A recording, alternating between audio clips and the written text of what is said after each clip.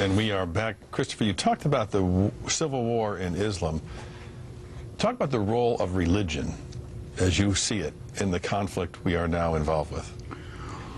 Well, people attack the president for all kinds of things that he said or appeared to say about religion, but and some of which have been rather ill-considered, including the statement that Islam is a religion of peace, which I would say was a statement that was non-true rather than untrue.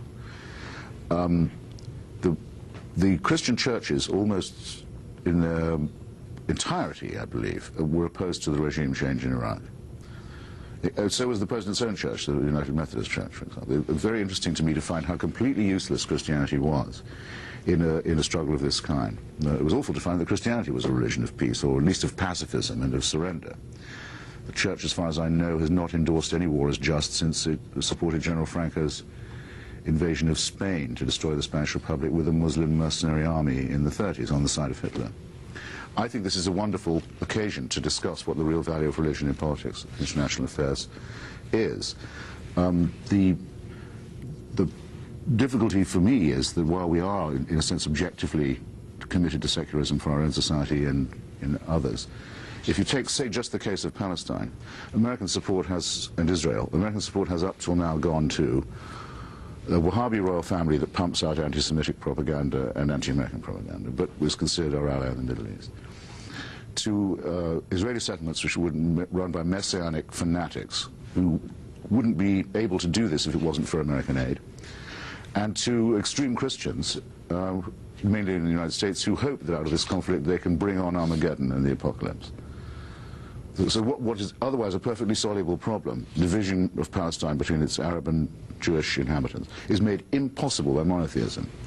No, it's made impossible. Completely poisoned by it. Well, it may be poisoned by the fusion of monotheism with politics, and that's the issue. The issue is not the relevance of faith. The issue is the fusion of faith with political power, and this is something that... Well, if you believe that Jesus coming back very soon is going to kill everyone who doesn't agree with him, how do you keep that out of politics? Well, I think you have to develop... The belief is political. I'm sorry, Andrew. No, it's not. Belief can't... It is possible, and if you believe John Locke, I mean, maybe you don't, but it is possible and should be possible, in fact essential, given our human experience. Christianity is not innocent in this regard. The 16th and 17th centuries were religious wars. People were murdered in large numbers, and out of that experience, that some things you may believe in are still not so important they're worth killing other people for, came liberal democracy.